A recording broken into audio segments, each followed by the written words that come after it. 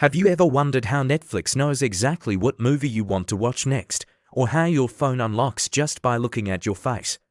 The magic behind it all is something called machine learning, or ML for short. Today, we're going to pull back the curtain and demystify this incredible technology. By the end of this video, you'll have a solid understanding of what machine learning is, how it works, and why it's shaping the future of, well, pretty much everything. So, what exactly is machine learning? In simple terms, it's a field of artificial intelligence that gives computers the ability to learn and improve from experience without being explicitly programmed for every single task. Think about how we learn. We see examples, we make connections, and we get better over time. Machine learning models do something very similar. Instead of a developer writing code for every possible scenario, they feed the computer a massive amount of data. The computer then learns patterns, relationships, and rules from that data all on its own. This ability to learn from data is why ML has become so important. We are living in an age of big data. Every day, we generate an unbelievable amount of information from our phones, social media, online shopping, and more. Machine learning provides the tools to make sense of this data flood and turn it into something useful. It's the engine that powers the personalized experiences we've come to expect.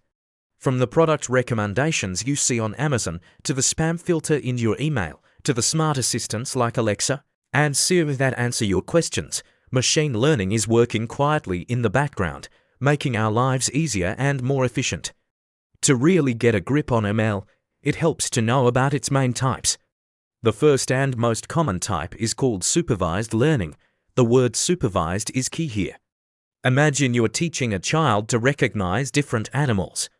You'd show them pictures and say, "This is a cat, this is a dog." You're giving them labeled examples. In supervised learning, we do the same thing with our data. We feed the algorithm data that's already been labeled with the correct answer.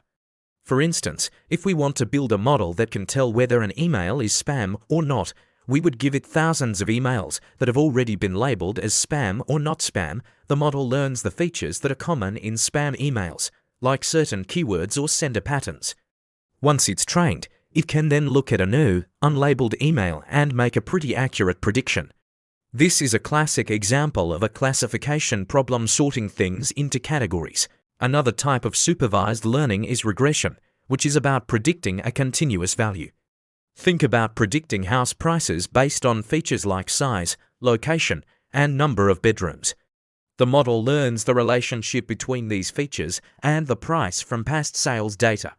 Next up, we have unsupervised learning. As the name suggests, this is the opposite of supervised learning. Here, we give the model data that has no labels. We don't tell it what to look for. Its job is to find the hidden patterns and structures in the data all by itself. It's like being given a huge box of mixed Lego bricks and being asked to sort them into groups based on their shape, size, or color, without any instructions. A common application of unsupervised learning is clustering. For example, a marketing company might use clustering to group its customers into different segments based on their purchasing behavior. This helps them create more targeted marketing campaigns without knowing the customer segments beforehand. Another technique is dimensionality reduction, which sounds complicated but is just about simplifying data. It helps us find the most important features in a dataset and get rid of the noise, making it easier to visualize and analyze.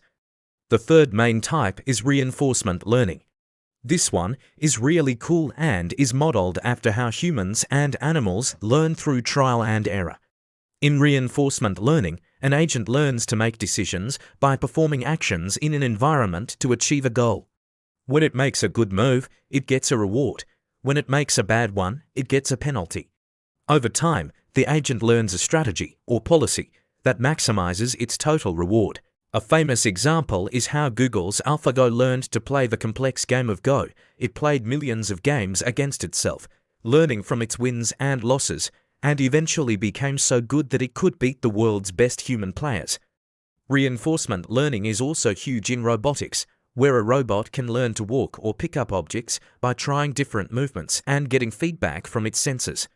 It's also used in self-driving cars to make decisions like when to change lanes or brake. Now that we know the different types of ML, let's talk about the process of building a machine learning model. It's not just about plugging in data and getting an answer. The first crucial step is data preprocessing. Raw data from the real world is often messy, incomplete, and full of errors. You might have missing values, duplicates, or data in different formats.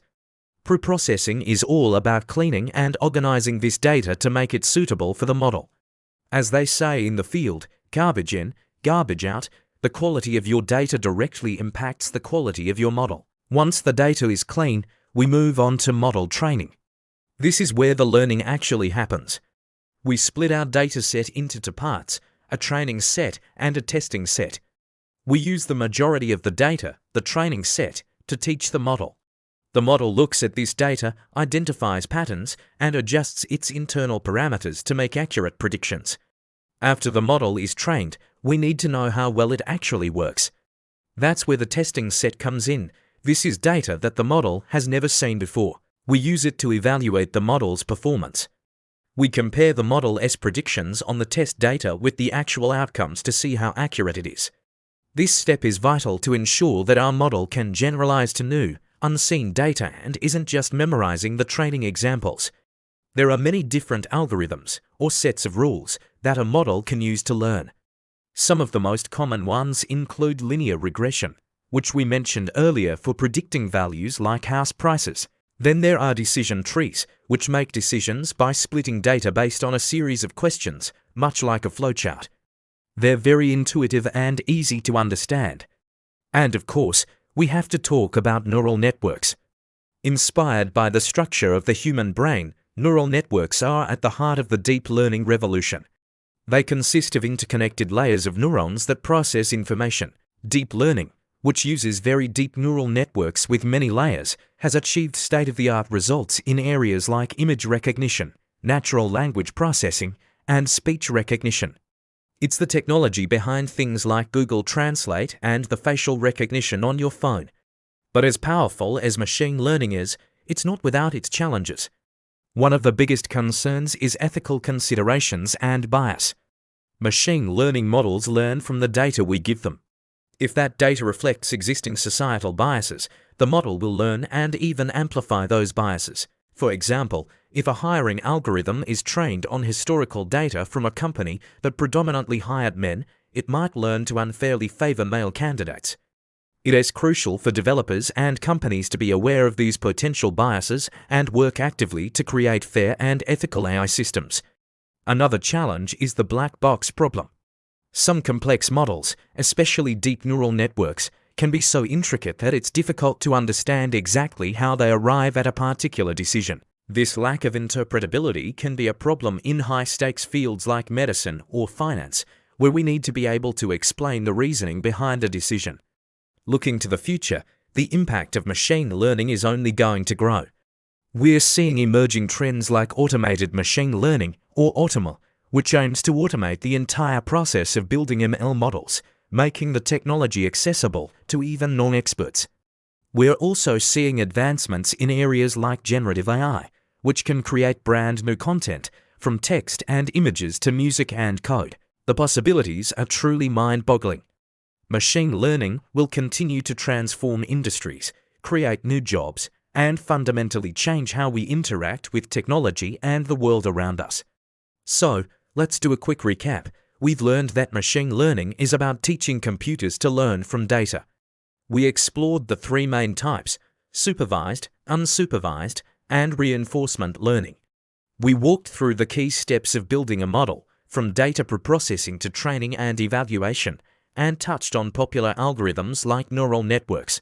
And finally, we discussed the important challenges and the exciting future of the field. Hopefully, this has given you a clear and exciting introduction to the world of machine learning. It's a vast and rapidly evolving field, and we've only scratched the surface today. If you're curious and want to dive deeper, there are tons of amazing resources online to continue your learning journey. Thanks for watching. If you found this video helpful, please give it a thumbs up and subscribe to the channel for more content like this. Let us know in the comments what you found most interesting about machine learning. See you in the next one.